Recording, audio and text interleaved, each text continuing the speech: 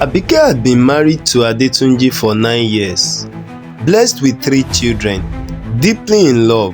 Yet unknown to her, the man she called husband was an Akudaya, one who had died and been buried in Shaki but returned to live again in Lagos.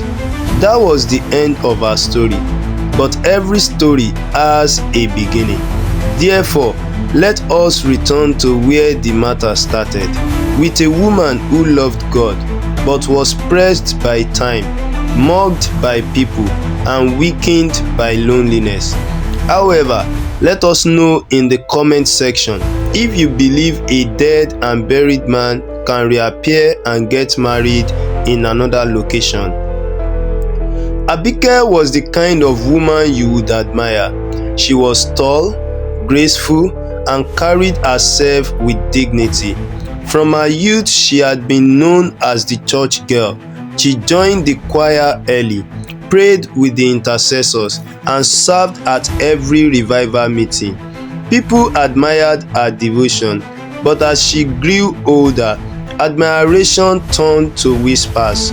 At 28 years old, aunties said, "She is fine, but no man has come." At 30, neighbors asked openly, "All your mates are married. When will your own time come?" At 33, the whispers became sharp insults. "All this holiness you are shouting, has it given you husband?" Abike smiled on the outside, but inside she was broken. Her pastor, Pastor Tayo, encouraged her, "Daughter, wait on the Lord. Delay is not denial." Her friends, Folake and Bisi, prayed with her and reminded her, "God makes everything beautiful in His time. Don't rush, friend." But words are easy to say, and waiting is hard to live. Abike saw her younger cousins married before her. She watched friends dedicate babies while she still sang solo at other people's wedding. Each celebration stabbed her heart. Therefore, by the time she turned 35, her patience was thin like paper. It was then she met Adetunji. He was tall, broad-shouldered, with a smile that could melt eyes. He spoke gently, as though every word was wrapped in kindness. They met on a rainy evening. Abike had closed late from choir practice. She was waiting under a shed when a car pulled up. The window rolled down, and a calm voice said, "Sister, the rain is heavy. Let me drop you at home. A child of God should not be stranded like this." At first, she refused, but he insisted politely, and she entered. That was the beginning. Tunji, as he called himself, became a regular visitor. He bought her gifts. He also took her to eat at small restaurants. He listened to her stories, laughed at her jokes, and comforted her when she cried about the pressure from family. It seemed like the answer to her prayers, but Pastor Tayo was uneasy. "My daughter," he said, "this man looks good, but I do not have peace in my spirit about him. Please be careful." Abike frowned. "Pastor, do you want me to wait forever? I am already 35. If I wait more, will I still have children?" Her friends also were worried. "Abike, something about him feels strange," Folake said. "Yes," Bisi added, "it is as if he hides something. Don't rush, friend." But Abike was tired of warnings. Therefore, she shut their mouths with anger. "You don't know what it means to be mocked daily. I have found a man who loves me. If you cannot support me, then leave me alone." From that day, the friendship began to die. Yet, in the middle of her stubbornness, there were signs. Sometimes, when she called Tunji late at night, his phone rang endlessly. Sometimes, when she visited Neighbors looked at him strangely, greeting with respect mixed with fear. Sometimes, when she asked about his family, he brushed it off quickly. "You will meet them soon, my love." But she ignored all the signs. One evening, after they had spent time together, one thing led to another. Abike had kept herself pure for years, but weakness met loneliness, and loneliness met desire. Unfortunately, she fell into sexual sin. When she found out she was pregnant, her whole world shook. She cried for days. She avoided her pastor. She avoided her friends. She hid in shame. When she finally told Tunji, his face turned serious. "My family is very traditional," he said. "If they hear you got pregnant before marriage, they will never accept you. Therefore, we must marry quickly, but not in church. Let us go to the court quietly. Later, we will do the rest." Abike's heart sank. She knew this was wrong. She knew she had failed God, but she was afraid of disgrace. She was afraid her parents would disown her. She was afraid her enemies would laugh. Therefore, she agreed. Pastor Tayo tried to reach her. "Abike, I don't see you in church again. What is happening? Talk to me." But she avoided him. She avoided everyone who loved her enough to warn her. Folake and Bisi also tried. "Abike, don't hide from us. What's going on?" She snapped. "Leave me alone. I know what I'm doing." But in truth, she did not know. She was simply being carried by shame, fear, and the desperate desire not to lose Tunji. Her belly began to show. Therefore, the wedding had to happen quickly. Not the church wedding she had dreamt of, not the celebration she once prayed for. Just a quiet court ceremony with no pastor's blessing, no friends rejoicing, no family's approval. And so Abike's life turned a corner. She thought she was entering marriage, but in reality, she was stepping into a mystery that would one day break her forever. The day of the court wedding came.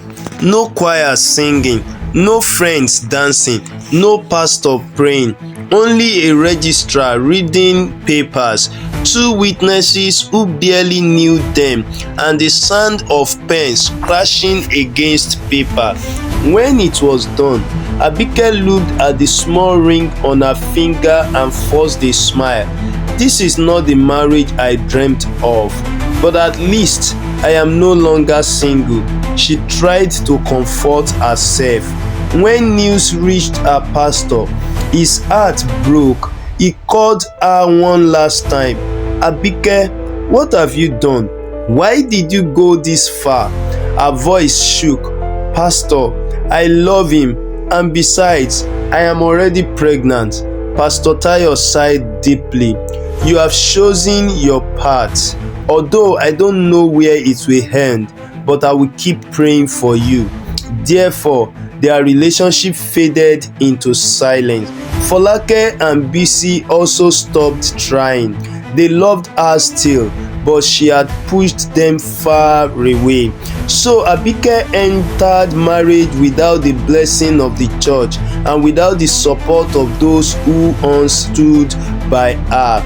At first, marriage felt like joy. Tunji treated her kindly.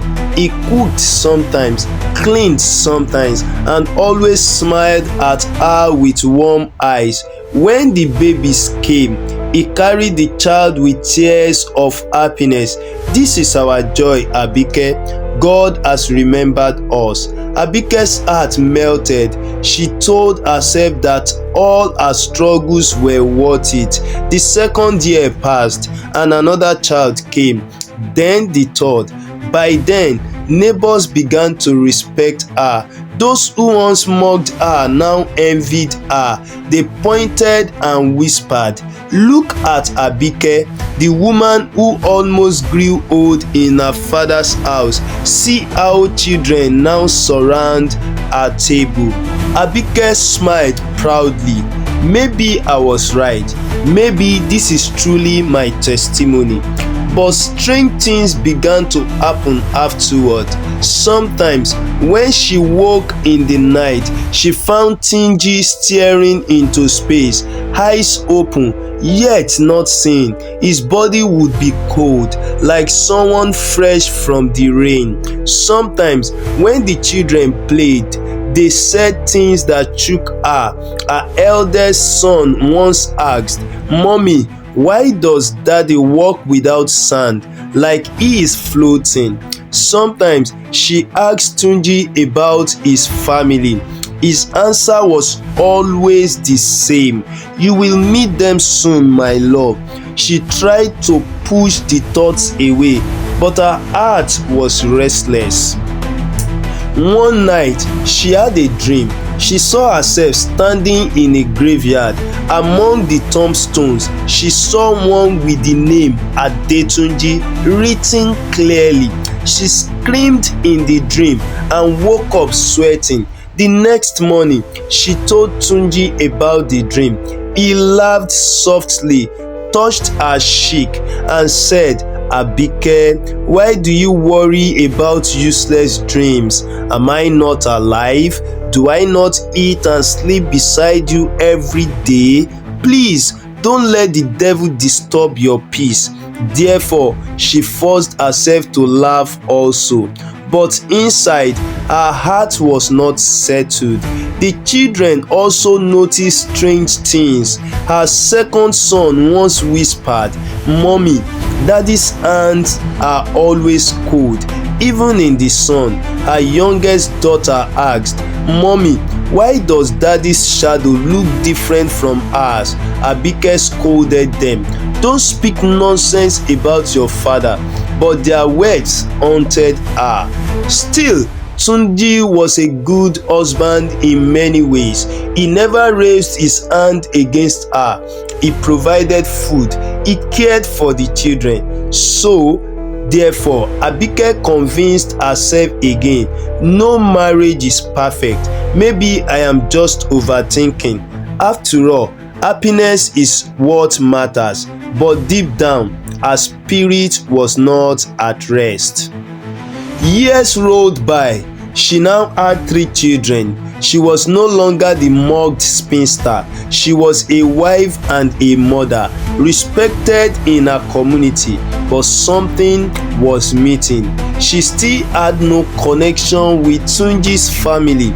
Every attempt to travel to Shaki was postponed. Every talk among meeting his relatives ended with excuses, and her pastor's words, though years old, still echoed in her heart. "This man looks good, but I see darkness." Abike tried to silence the memory, but it refused to die. One evening, she pressed Tunji again. "My husband, I am your wife. I am the mother of your children. When will I meet your people? When will I know my in-laws?" He looked at her for a long time, then smiled. "Very soon, Abike, I promise." But she had heard "very soon" also many times. Therefore, she insisted, "If you don't take me there, I will not have peace. This house will not contain the 2 of us." Tunji's eyes darkened. His smile faded. He was quiet for a long while. Then finally he said, "All right, prepare yourself. This weekend we will travel to Shaki. You will meet my people." Abike's heart leapt for joy. At last, her questions would be answered. At last, she would be fully accepted. But what she thought would bring her peace was the very journey that would scatter her world. She thought she was finally going to meet her in-laws, but instead she was going to meet a grave. The road to Shaki was long. but Abike's heart carried her faster than the car. Every bump on the highway felt like one more step closer to peace. She kept looking at Tunji as he drove. "So this is it. We will finally meet your people today." "Yes," he replied softly. "Today." His words sounded steady, but his eyes did not. They arrived at Shaki by late afternoon. The sun leaned heavy, painting the old town in tired gold. As their car slowed before a wide compound with cracked walls, Abike adjusted her children's clothes, her spirit buzzing with relief. At last, family, belonging.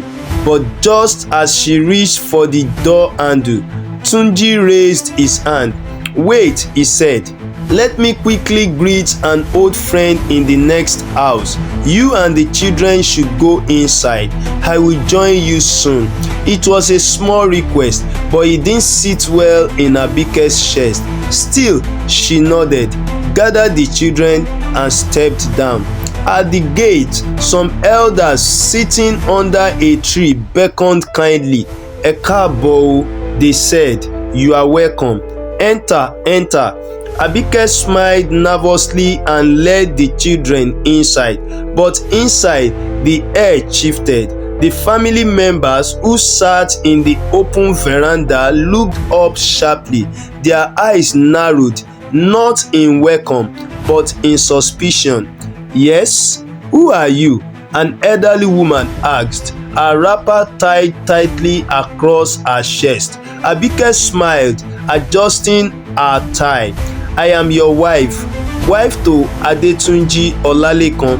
We came from Lagos. He just went next door to greet his friend. I am his wife. These are his 3 children." Silence everywhere. Then the old woman frowned deeply. "Adetunji? Which Adetunji?" "Your son, my husband. He said this is his family house." The woman looked around at the other family members and then back at Abike with a hard stare. "We do not have any son like that. Please don't mock us." Abike laughed nervously, trying to ease the tension. "Ha, Mama, you are joking. He is here with me. Let me call him." She stepped outside the gate, looked left, looked right. The next compound was quiet. No voices, no friend, no Tunji. Her throat tightened. She asked a passerby, "Please, did you see the man who came with me now?" He entered this next house. The passerby shook his head. Nobody entered that compound since morning. Abike's heart skipped. "But he just left me now." She hurried back to the compound. Her eyes darted everywhere. The car was empty. The yard was quiet. Tunji was gone. Desperation pushed her forward. She unlocked her small bag, pulled out her phone, and showed the pictures of Tunji, him at their wedding, him holding the children, him smiling in Lagos. "See, this is him, my husband, your son." The family members leaned closely. Faces dropped, whispers filled the air. At last, the eldest man, whose eyes carried the weight of years, spoke slowly. "Yes, that is Adetunji, but you cannot be his wife." Abike's eyes burned. "Why? He is my husband." The old man's lips trembled because Adetunji had died for many years. Her whole body shook. No, that cannot be. He is alive. We drove here together." The man signaled to a younger relative who disappeared into a side room and returned with a faded family album. He opened it slowly, and there he was, Tunji, the same smile, the same eyes, but the pictures were not wedding pictures, they were funeral pictures. The album carried the images of his burial, men lowering his coffin, a mound of red earth, the headstone carved with his name, Adetunji Olalekan, born 1981, died 2015. Abike's knees weakened. "No, Jesu mi o," she whispered. The family rose and led her outside into the back compound where the graves lay silent. They pointed to one in the corner, half covered with weeds. "This," the elders said, his voice heavy, "is where our son sleeps. He has been gone for more than 9 years." Abike stared at the grave. Her world shattered. Her head spun. Her husband, the father of her children, the man she cooked for, laughed with, prayed beside, dead? Buried before she ever knew him. Her chest heaved, her eyes darkened. She reached out her hand towards the grave, but her strength failed, and with one last cry, "Tunji o!" Abike collapsed on the ground, her wrapper gathering dust. Abike's eyes fluttered open in the hospital ward. At first, the whiteness blinded her. A ceiling washed in sterile hospital light. The faint smell of disinfectant stung her nostrils. Then came the muffled sounds, voices, anxious but hushed, cycling her like watchmen. Slowly, as her vision cleared, she saw faces. Her pastor, two of her closest friends, and strangely, member of Tunji's family, the very ones who had shown her his grave, were also the ones who brought her to Shaki General Hospital. For a moment, her mind split into two. One part knew she was awake, the other swore she was still dreaming. Her lips trembled. What is happening? She tried to sit up, but her body failed her. A sharp cry escaped her throat. The pastor leaned closer, pressing her hand gently. "Abike, it's all right. You are safe. We are here." Safe? She almost laughed. How could she be safe when her husband had vanished into nothingness? Her eyes darted widely, searching for the children, and they were there, sitting at the foot of the bed, their eyes wide, confused, afraid. At the sight of them, her tears spilled like broken calabashes. "But where is Tunji?" she cried suddenly, her voice shattering the room. "Where is my husband? Where is the father of my children?" The pastor did not answer immediately. He sighed, heavy as a burdened man, and exchanged a look with the family from Shaki. "Abike," he said softly, "there is something you must understand, something painful." Her heart raised. She braced for a blow she could not see. The eldest uncle of Tunji stepped forward, his wrinkled eyes trembling. His eyes were red, not from illness but from the weight of truth. "Our son, Tunji, died over 9 years ago. He died without leaving a child. He was buried right here in Shaki. We all wept until our throats were dried. He never returned." Abike's breath itched. She shook her head violently. "No, that's impossible. I lived with him. I bore him children. You cannot say he is dead when I slept beside him every night." Her children, hearing this, clung to her side. "Mommy, what are they saying? Daddy is not dead. Daddy drove us here." The room cracked with tension. Pastor cleared his throat. His voice carried authority, yet compassion. "Abike, what you lived with was not Tunji, but a spirit wearing his face. An Akudaya. The enemy used him as a vessel to deceive, to plant sorrow, and to continue the lineage of death that plumbed this family." Abike froze. Her mind screamed against it, yet the evidence lay before her. The grave, the family pictures, the burial records, everything pointed to one unshakable reality. Tunji had died the very same year she first met him in Lagos.